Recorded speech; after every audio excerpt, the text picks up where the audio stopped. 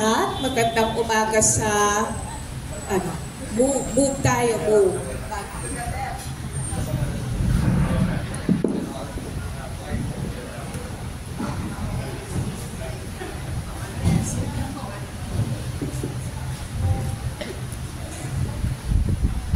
Ayan, take 2. Magandang umaga po sa ating lahat at una-una po ay nagpapasalamat kami sa ating mga kasama sa media na naririto po ngayon sa ating press conference sa umagang ito at sa mga kaibigan natin at guests na naririto upang makinig sa ating mga sasabihin sa araw na to. So, welcome po sa press con na ito na gusto nating pamagatan na saan napunta ang syntax para sa kalusugan at kung ito ba ay napunta sa karapatan o sa pagmamakaawa.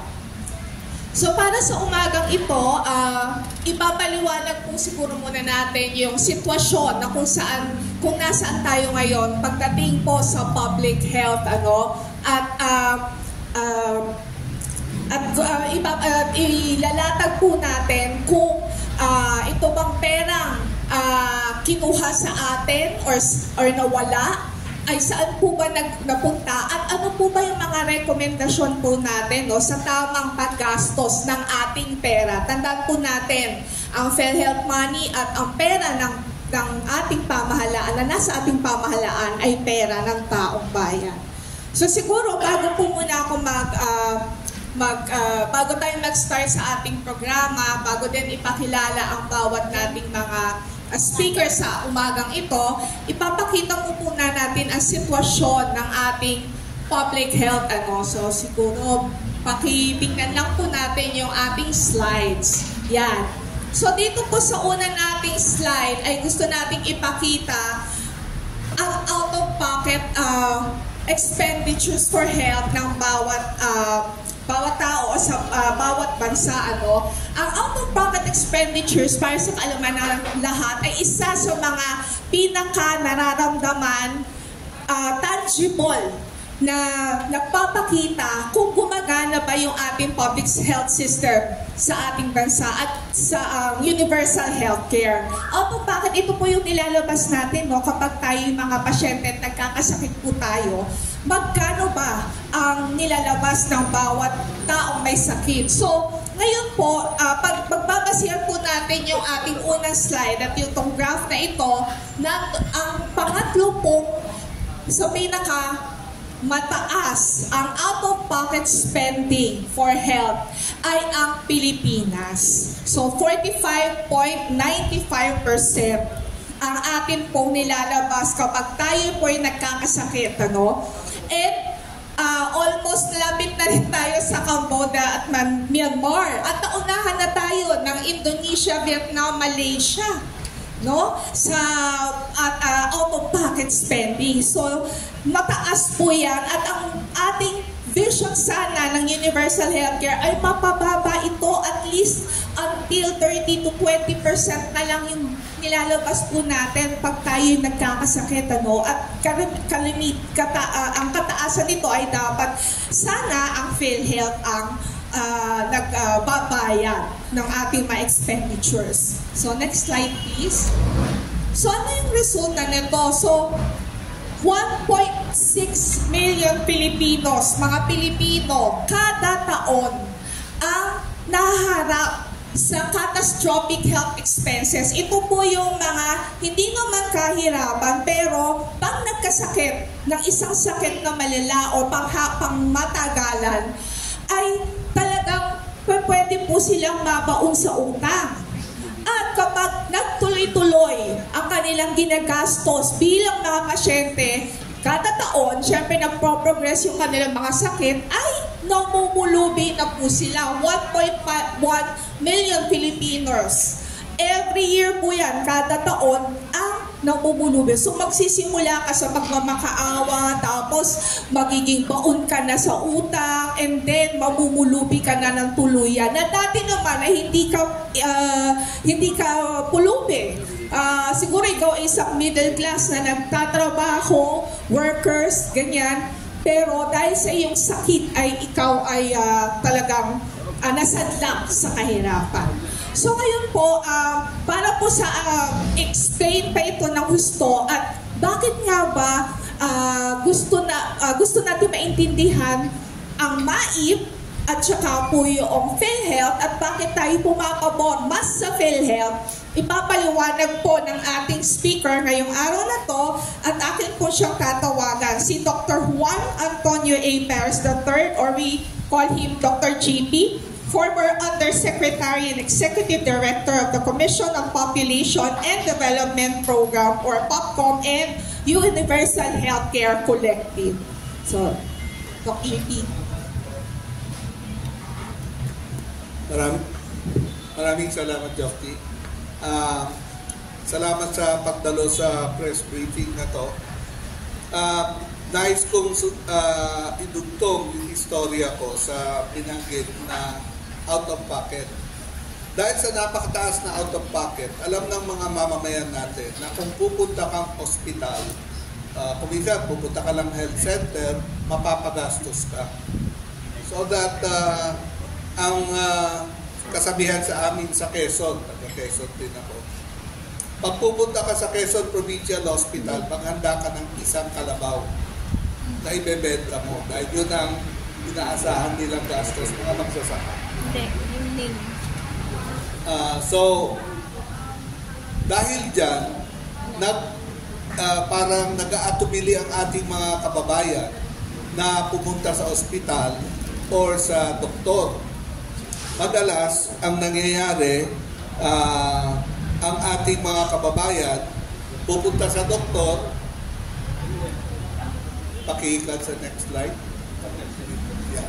Pupunta siya sa doktor or pupunta siya sa doktor, tapos sasabihin sa kanya, eto ang kailangan mong pagawa. Sabihin na natin, kailangan mong magpagawa ng stress test para sa puso mo. So, magtatanong ka sa doktor, saan ba pwedeng gawin to? Malalaman mo, ganito ka ang halaga ng stress test. Wala siyang pera. So, ang gagawin niya, lalapit siya sa mayor. Lalapit siya sa sino mang politiko sa lugar nila para tustusan yung gastos. So, pupunta siyang sa mga politiko para humingi ng tinatawag na guarantee letter para sagutin ang gastos niya. At galing doon, ay hawak-hawak siyang sulat, pwede na siyang magpuntang hospital o kaya outpatient. Kasi outpatient yung ganong examen. So, magagawa na yung pero nagdaan siya sa isang mahabang proseso. Kung minsan din, nasa ospital ka na, nalaman mo ganun kalaki yung gastusin mo. Babalik ka na naman sa sistema na, babalik ka sa mayor bago ka ma-discharge. Babalik ka sa mayor, congressman o senador para humingi ng tulong para matustusan yun. Papagawa ka ng abstract sa ospital para dalhin mo sa mayor. Magkano ba yung dapat sagutin? O lahat yun, dadaan sa mayor o kaya sa congressman o sa senador, minsan sa regional office ng DOH din, pwede rin doon. Tapos saka kabibigyan ng guarantee letter na dadalhin mo sa ospital para masagot ang gastos mo. Ngayon, may mga balita ko na maraming pasyente na iipot sa ospital dahil yung guarantee letter wala pa. Hindi sila makalabas ng ospital. So, may mga ospital na may mga pasyente na kanay okay na sila pero hindi makalabas dahil may guarantee letter na inasakay. Pero yung maayos na sistema sana ay yung pasyente na nangangailangan ng health service, dediretso siya sa ospital o kaya outpatient clinic. At doon, bibigyan siya ng serbisyo. Ito yung sistemang maayos at may sapat na pondo. Ito yung ginagawa sana ng PhilHealth. So, sino ka man, diretso ka sa ospital, pribado o public na ospital, meron kang malinaw na pondo na sasagutin ng PhilHealth. So, ang ating mga mamamayan ngayon ay nahaharap sa dalawang sistema ng para masagot ang kanilang pangangailangan sa kalusugan. Dadaan ka sa mahabang sistema o kaya dediretso ka sa ospital, pero dahil sa kahirapan ng sistema rin ng pagpopondo ng PhilHealth, kulang madalas ang perang nakukuha mo roon. So, kailangan maayos din yung sistema. Pero yun yung mas simple. No? Hindi ka nadadaan sa political. Kaya, ang tawag namin doon, pagka sa PhilHealth ka, karapatan mo yun eh. May universal healthcare law. Pero kapag dadaan ka rin sa isang sistema, makikiusap ka, nagmamakaawa ka para sa kalusugan mo. No? Nakikiusap ka, sana, kaibigan. Baka sabihin pa sa'yo, ay, hindi ka bumoto para sa akin. No? So, nagiging pagmamakaawa ang pamamaraan ng pagkalusugan. At kapag ganoon ang nangyayari, no, na ang ating mahirap ay dalawang sistema ang hinaharap, may ginagawa ang gobyerno na medical assistance for indigent and financially incapable patients. MAIP, yun yung politika, dadaan ka. Meron din social health insurance na pareho ang ginagawa para sa mahirap, pero ang nangyayari sa'yo, dadaan ka sa mayor or congressman or senador, hindi nagtutulungan yung dalawa. No? Dapat yung gagastusin mo mas efficiently ay doon na sa PhilHealth. Pero dahil dadaan ka pa sa politiko, may mga social cost na tinatawag yun. No? Dahil kapag dediretso ka sa hospital, wala kang social cost. Diretso ka ron sa pinakamalapit na hospital, malapit ka sa pamilya, at sana wala ka ng kasi dagdag na gastos. Alam mo, pag ma-hospital ka, hindi lang bayad sa hospital. Pati yung pamasahe mo, pati yung kasama mong bantay, lahat yung gastos. Well, hindi yung sinasagot ng PhilHealth or ng hospital. So, kailangan mas malapit. Pangalawa, ang pagiging kakilala ng politiko ang nagiging hadlang o pamamaraan para makakuha ng pangkalusugan. So, nagmamakaawa ka sa politiko, imbis na dumidiretso ka sa health at bibigyan ka ng tamang serbisyo at suporta. So, nagiging barrier siya at parang may sistema para sa kaibigan ng politiko, may sistema para sa mahirap na walang kakilalang politiko, diretso na lang siya sa ospital. Pang-apat, pag dumadaan ka sa politiko, bahala siya kung anong bibigay niya sa'yo. Walang regulasyon yon. No? Siya ang magsasabi kung magkano bibigay sa'yo. Magkakaroon ka ng utang na loob. Kaya nagagamit yan sa mga electoral season. Walang nagbabantay dyan kung magkano yung perang nilalabas. Ika-lima, ang sistema ng na ito ay para talaga, social health insurance ay para sa mahirap. Pero ngayon may ginawang sistema, yung financially incapable, pwede na rin kumuha ron. So kahit hindi ka mahirap, pwede ka rin kumuha ron. At walang regulasyon doon yun. Kung magkano gustong ibigay para sa iyo, ibibigay din. So parang lumalaki yung patronage na ginagawa. Hindi lang mahirap, pati yung ibang sektor, no? Rather than diretso sa mahirap ang pondo. So anong epekto nito? Ang ating health system ay nagiging mahina. Nakikita natin ngayon ang ginagawa ng Department of Health. Nagko-complain sila, punong-puno ang mga ospital nila. Bakit napupuno? Dahil yung sistema sa baba ay hindi nagfa-function na. Pasa na lang doon sa mga ospital na may pera, may maib, doon sila dumediretso na. Yung lokal na sistema, hindi na nakakapagbigay ng sapat na serbisyo, gamot at lahat. So, ang health system natin ay unti-unting nabubuwag o humihina mula sa ilalim, mula sa foundation. Yung primary care na dapat nagpe-prevent ng sakit, hindi na nagpa-function ng maayos. Kaya ang ginagawa ng DOH, magbukas ng ospital, magbukas ng bukas yung kanilang emergency ambulatory system na dahil hindi nila inaayos yung nangyayari sa baba. So, delikado ang ganitong sistema para sa buong health system ng Pilipinas. Maraming salamat. Maraming salamat po sa malinaw na pag-explain po ng bakit natin gusto yung PhilHealth na mapalakas at yung sana syempre maging last resort or halos wala na sana, no? Ngayon, ipapaliwanag naman sa atin ng susunod nating tagapagsalita yung 2025 health budget, ano? Bakit ba tayo nagkakaroon ng pag-explain dito sa PhilHealth, between PhilHealth and MAIP?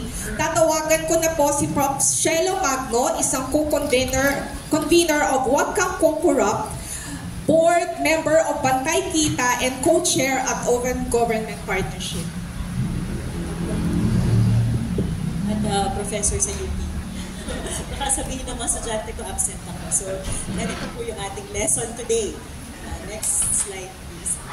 Ayan. So, katulad po ng binanggit ni Doc GP, i-project na natin.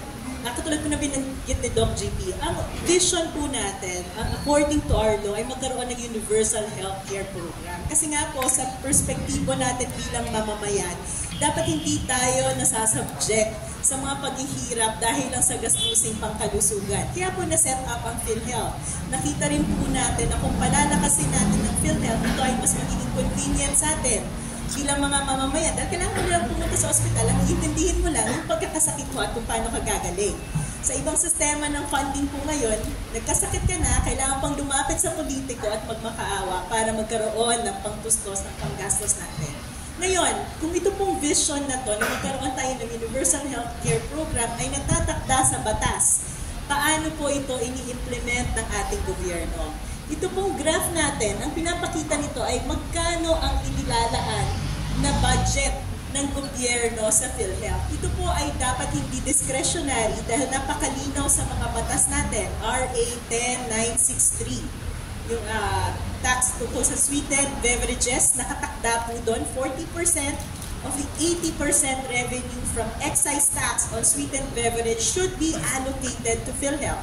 Yung isang batas natin, 11346, ito yung excise tax on tobacco. Ganun din po, malinaw, 80%, 40% of the 80% ng mga excise tax na nakokolekta natin ay 50% of the 80% ay dapat automatically na pupunta sa PhilHealth. So malinaw yung formula, ang dapat lang gawin, i-compute, multiply, padala sa PhilHealth, hindi po ba? So batay sa pag-aaral natin, kung titignan natin kung magkano ang ina-allocate ng national government sa PhilHealth mula 2019 hanggang itong proposal ng 2025, yung total allocation po bumababa. Yung 2019 to 2022, more or less accurate siya batay doon sa formulang binanggit ko. Pero simula ng BBM administration, 2023, nakikita niyo po yung gray bar sa ibabaw. Yan po yung difference ng dapat binigay nila sa PhilHealth. At yung orange ay kung ano lang ang binibigay nila. So, so obviously, ang nangyayari ay hindi po nila pinaprioritize ang PhilHealth. Imbes na ibigay kung ano yung nakatakda sa batas, ay binabawasan pa nila. At very dangerous po yan, no? Kasi sa 2024, madalas natin pag-usapan lang natin yung 90 billion na kinukuha ng Department of Finance. Pero bago pa nila kuhanin yung 90 billion, binawasan na nila ng 40 billion ang PhilHealth. Ganon din po itong proposal na 2025. Dapat ay 70 billion ang budget na nilalaan sa PhilHealth, pero ang ibibigay lang nila ngayon ay 47.55 billion. Ano po yung mga rason na binibigay ng mga senador natin? Sasabihin nila, inefficient po yung PhilHealth, kaya dapat bawasan natin yung kanilang budget. Tama bang dahilan yun? I mean, if you're the person running the government, if you're the president, ang una mong gagawin, kung tunay na concerned ka sa kalagayan ng taong bayan, ipalitan mo yung leadership ng PhilHealth, maghanap ka ng mas magaling, hindi niya kaya gawin yung trabaho niya. Hindi po ba? Pero ang ginagawa nila, instead na ayusin, baguhin ng PhilHealth, palawakin ng coverage para mabawasan yung burden sa ating mga mamamayan, ay bawasan yung budget. So saan nila dinadala yung budget? Yung blue line po, ito yung kinukwento ni Doc GP na itong MAIP, wala po yung batas. Ang tanging batas na batayan yan ay yung mga ini-insert nila sa budget ng gobyerno. At ang nakikita natin ngayon, habang bumababa ang allocation sa PhilHealth, patuloy namang tumataas itong sa MAIP. So ano po yung nire-reflect ng graph natin ito? Na wala po sa interes ng mamamayan ang isinusulong na programang pangkalusugan ng ating pamahalaan. Ang pinaprioritize po ngayon ay talagang patronage politics. Dahil imbes na gawing convenient ang pag-finance ng healthcare sa Pilipinas, ay dinadagdagan po yung pagdurusa ng mga mamamayan dahil ngayon kailangan mo munang makaawa sa mga politiko para magkaroon ng sapat na panggastos sa pagkakasakit. Kaya po ang panawagan natin dito, alam niyo po hindi pa tapos ang budget deliberation, may BICAM pa.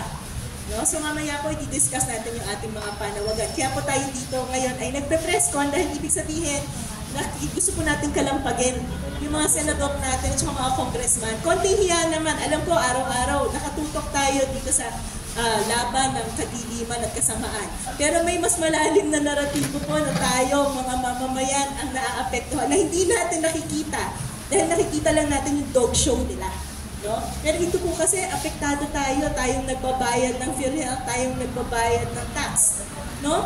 Na imbes na napupunta sa atin, na maging kapakipakinabang sa atin, yung binabayad natin sa gobyerno, kailangan muna natin mawalan ng dignidad at magmakaawa at maging subject ng politics of patronage ng ating bansa.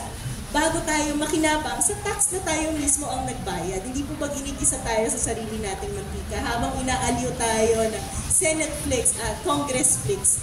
Ay pinagturusan naman tayo. Baka nga ma-high blood pa tayo sa kakapanood ng extent of corruption nila.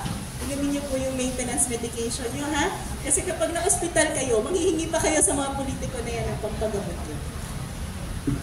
Maraming salamat po, Professor Shelo Magno, sa pagpapaliwanag po sa atin. Ano bang nangyayari sa ating budget, no? Health budget. At ngayon po, sinabi din niya po kanina, ang tama pang way ng pamahalaan kung nagkukulang ang PhilHealth ay i-defund niya ito o tanggalin ang budget o mas may tamang gawin at tamang paggastos na dapat gawin ang pamahalaan. So tatawagan po natin ngayon si Dr. Antonio Miguel Eldans, Professor Emeritus of the UP College of Medicine and Academician of the National Academy of Science and Technology para i-discuss po sa atin dapat ang financing priorities for universal healthcare in the 2025 budget.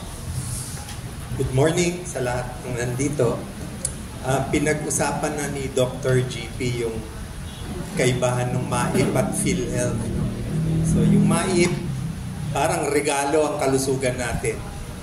Yung PhilHealth, karapatan natin ang kalusugan.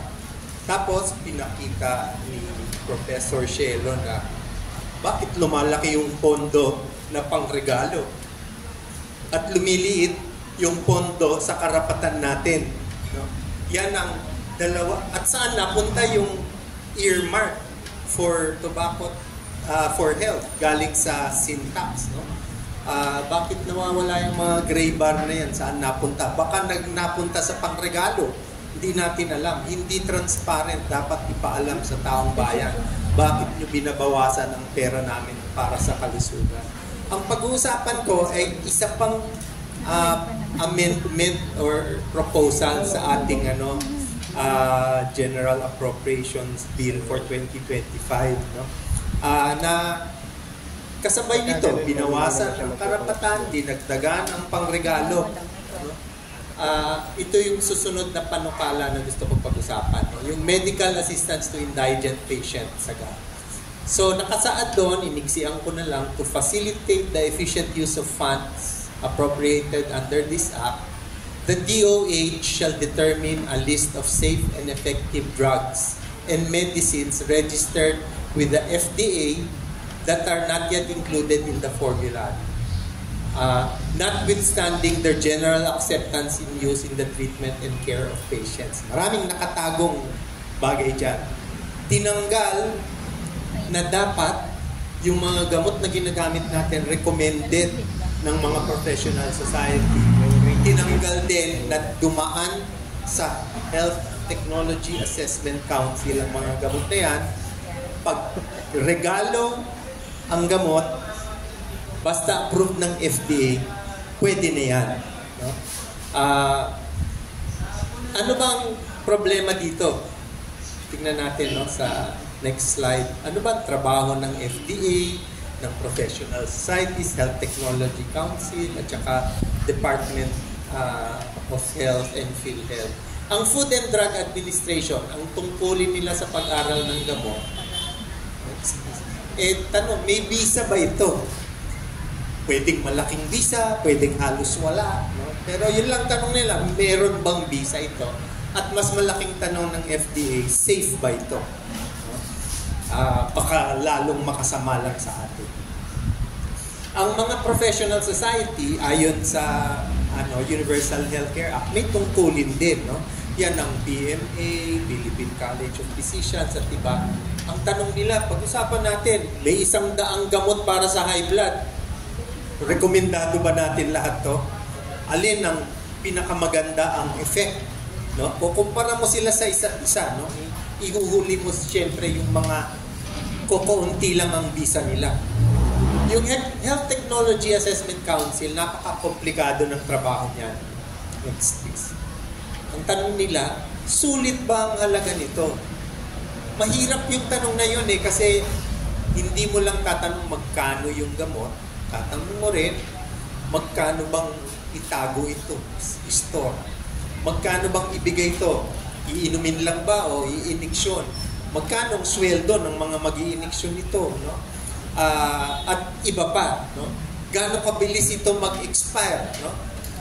Kasama yan sa mga halaga. Tsaka kung nagka-side effect, magkano babayaran mo dun sa side effect? So, hindi lang presyo ng gamot yan. Napaka masinsinang proseso ang ginagawa ng Health Technology Council. Kaya yung mga gumagawa ng Health Technology Assessment, may mga master's degree yan, o kundi man PhD in Health Technology Assessment. Tinatanong din nila, makatarungan ba sa lahat ang teknolohiyang ito o ang gamot na ito? No? Baka naman, ang makakabili lang nito, mayayaman. No? Bakit popondohan ng gobyerno ang isang gamot na para lang sa mayaman? No? Kailangan abot kaya ito ng lahat. Komplikadong proseso rin yan.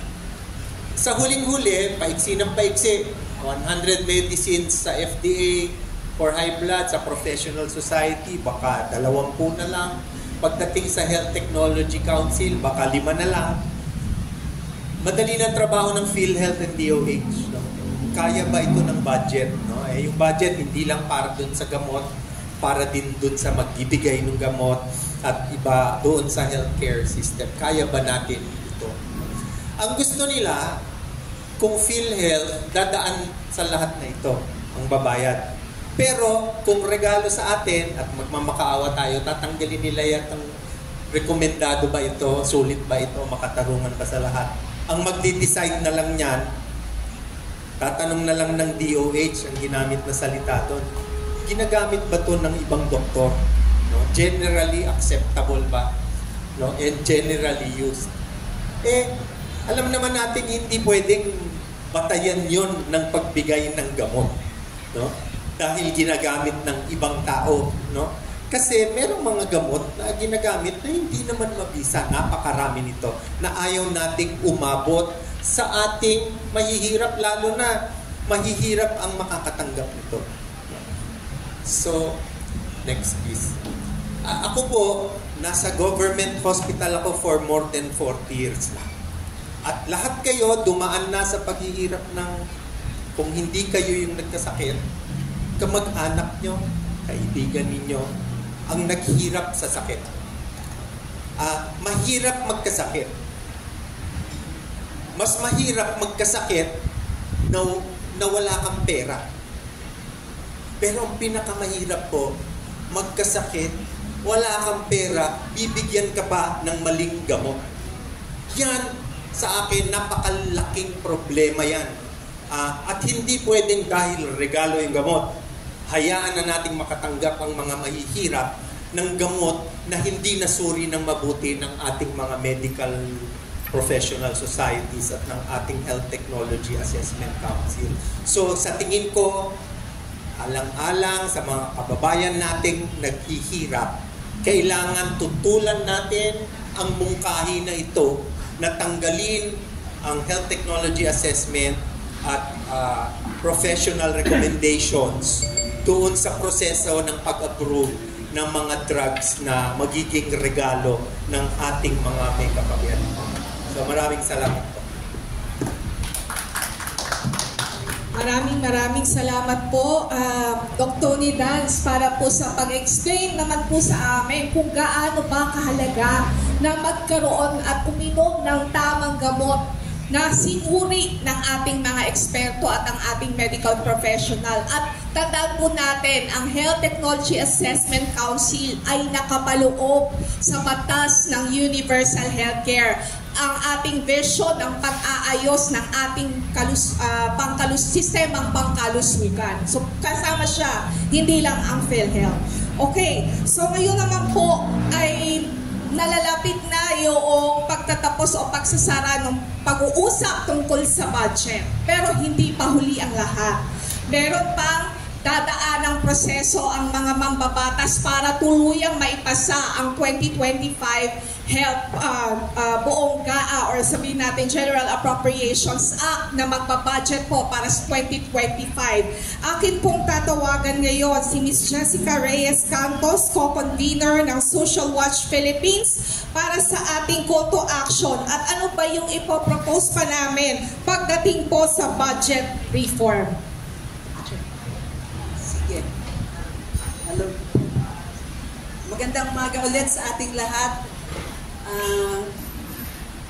Sana ay palagay ko na antig lahat ng ating mga puso at damdamin dahil sa pahayag nitong mga nauna nating mga tagapagsalita. Ito po ang ating mga panawagan matapos itong mga pahayag na ito. Una, ibigay ang nararapat na budget para sa PhilHealth. Nakibalik na shade yung graph na pinakita kanina ni Shelo. Pakitingnan niyo po yung gray part. Yan po ang portion na hanggang dapat mapunta for PhilHealth na tinatanggal nila. At pansin niyo po, noong 2024, itong taong ito, ang laki ng natanggal. Dapat ay mapabalik iyan. Actually, subject po yan sa Supreme Court case rin ngayon. Yung PhilHealth fund na tinatanggal ng national government. Tinanggal ng Kongreso.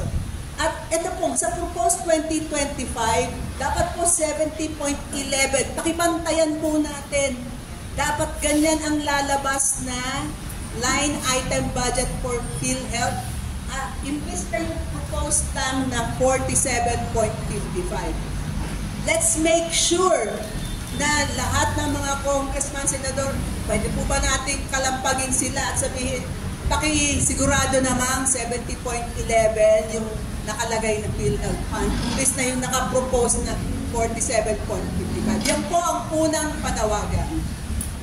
Next na panawagan po natin, ang kalusugan ay karapatan ng mga mamamayan. Hindi tayo dapat nagmamakaawa para makamit ito. Hindi po natin utang na loob sa mga politikong nagbibigay ng guarantee letter at buong araw tayong nakatenga sa opisina nila para humingi niyang very precious guarantee letter para lang mabawasan yung ating babayaran sa ospital. Ang napakahirap po tayong mga Pilipino, ang hirap bayaran ng utang na loob, pero that's how the politicians are taking advantage of that culture. na pinapalabas na utang na loob natin na nakakuha tayo ng guarantee letter sa kanila.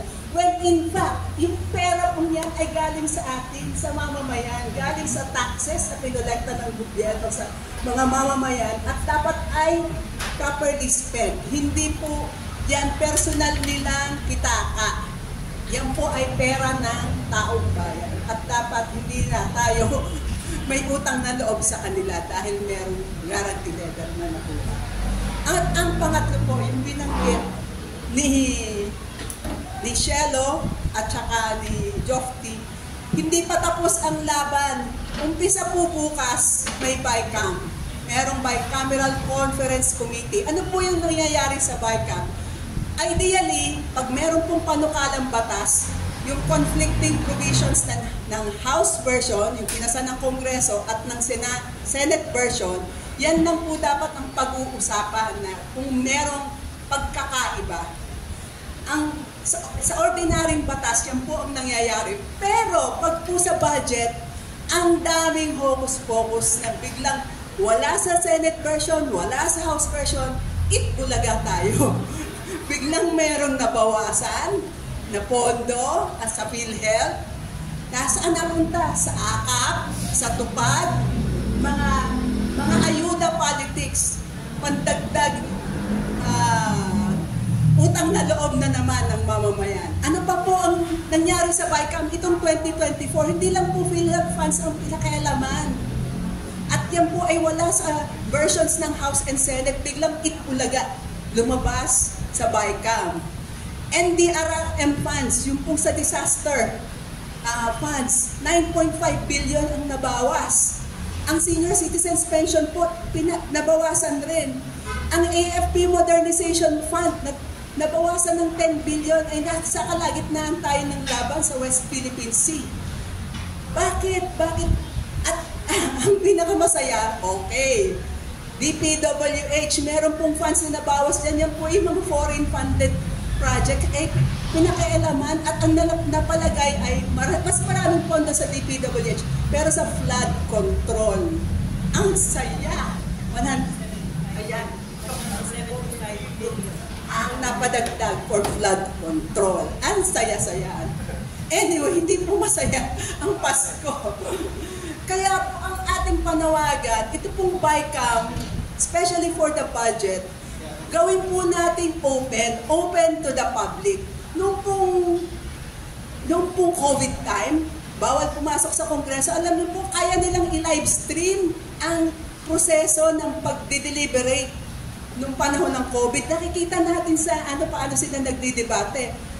Kung kaya, may paraan. Pero kung ayaw, maraming dahilan.